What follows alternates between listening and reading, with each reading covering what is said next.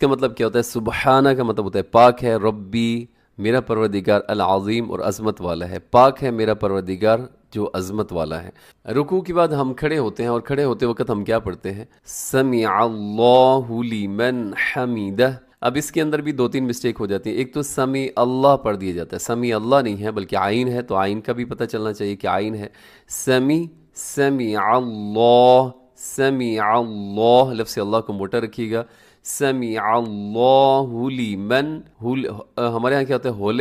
ہولے من حمیدہ، حامدہ جو درست نہیں ہے۔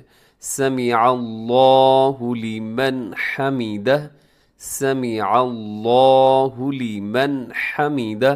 اسے آپ نے 5 سے 6 دفعہ پڑھنا ہے تو یہ ٹھیک ہو جائے گا۔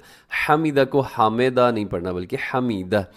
اس کا ترجمہ کیا ہے؟ اللہ نے اس کی سن لی جس نے اس کی تعریف کی، سمع سن لی اللہ نے، لمن حمیدہ جس نے اس کی تعریف کی۔ اب سمع اللہ لمن حمیدہ، یہ کہہ کے ہم بالکل سیدھا کھڑے ہوتے ہیں، اور سیدھا کھڑے ہو کر ہم کیا پڑھتے ہیں قوما کی حالت میں؟